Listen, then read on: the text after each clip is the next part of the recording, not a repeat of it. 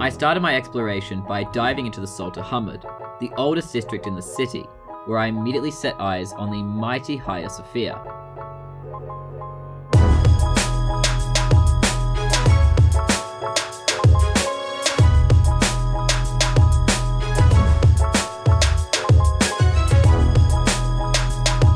If you're a bit of a trivia nerd, then you might be interested to know that the structure started as a church around 337 AD.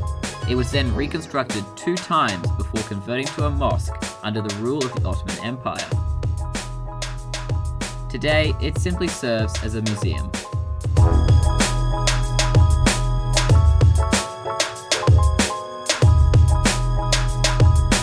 As I left the Hagia Sophia, I was immediately taken aback by another mighty structure, the Sultan Hamid, otherwise known as the Blue Mosque.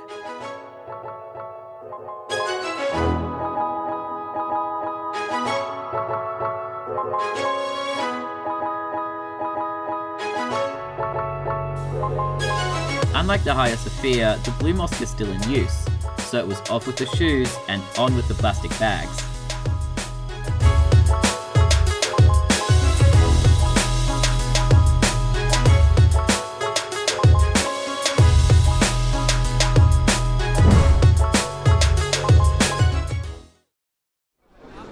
The following morning, it was clear a storm was brewing. After a day of editing, I ventured back up to the balcony to discover my hunch had been well founded. Well, like 2 giddy kids, Karen and I ventured out into the blizzard. Oh, the weather outside is frightful, but the fire is so delightful. And since we've no place to go, let it snow, let it snow, let it snow. Man, it doesn't show signs of stopping, and I brought me some taste. Do you want me to move forward? Forward. My hands are like dying. Alright, that's enough of a sacrifice. Are you not entertained? Are you not entertained? It just won't stop snowing. Still in awe of the winter wonderland around me, I set foot back outside to enjoy a day in the snow. Now there's a few sites I want to go and see today, but first I'm going to have to upgrade my warm weather gear.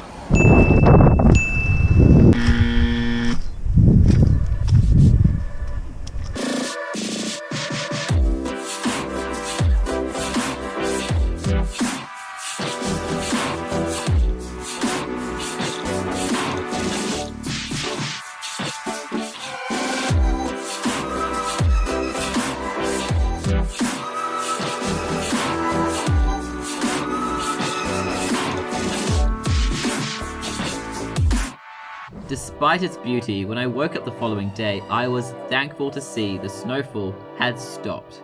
In the company of 2 brothers from Kyrgyzstan and 1 girl from Poland, I set upon Topkapi Palace, which served as the center for art, administration, and education for the better part of the Ottoman Empire.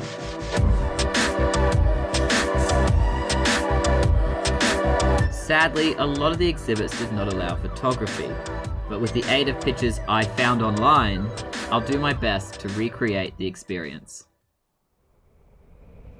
Allahu Akbar, Allahu Akbar, Allahu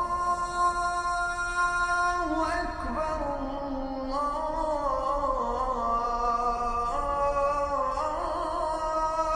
Akbar. We then moved into an area known as the Harem, which translates to a holy place that everyone is not allowed to enter. We took it to mean take a selfie in a historic mirror.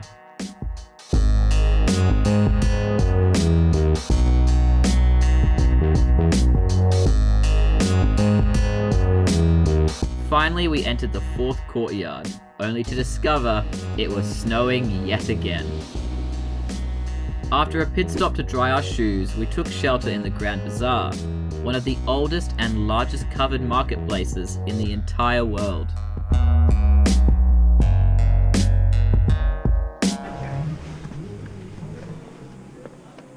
this nice color. You don't like blue? No, I would like rather something like red, orange, more like this. This nice color. For you. Oh, that's nice. Yeah. We have also expensive one. Why is this one more Whatever budget we have. expensive than the This other material is different one. one? Okay, Let's say this is in the Kashmir and the Shatush for together. Pashmina meaning Kashmir for together. We'll have a bit of a look around. We remember this place as the place. We will come. Excuse me, we have 20 lira also. Huh? We will Don't come. forget it. We will come back. We I know remember. that, I know. Yeah, we remember, man. Here 20.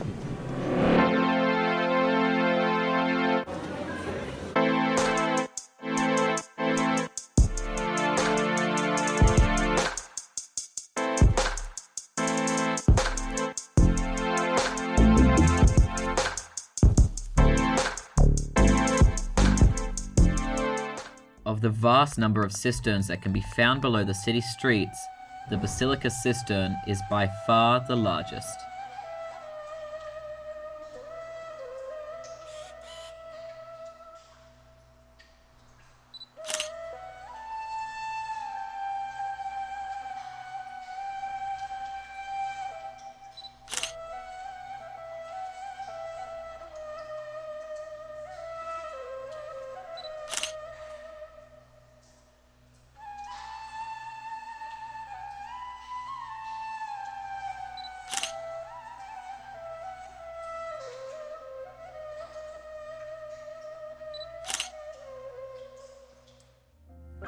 The next day, I learnt there is a limit to how much snow I find enjoyable, when Karen, Claire, and I headed out to find the Rumalahisari, a fortress located to the north of the Sultan Hamid.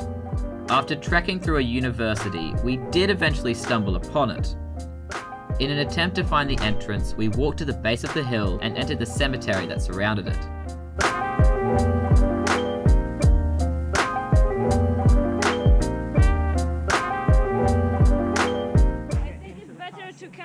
To the beginning of the steps, and there were some steps out of them. Okay. Where's the stuff? Not steps, I mean feet on the Footprints, snow. yeah. Oh, where there? But this is the wrong way, for sure. Despite not finding the entrance, we were too cold to continue and made a shivering retreat.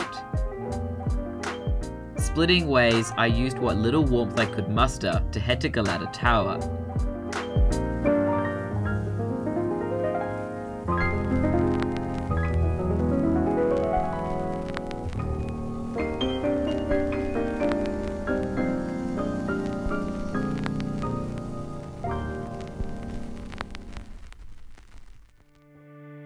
To celebrate the fact it was his birthday, Dohan offered to cook us up a feast of seafood that had been caught in the Bosphorus Strait.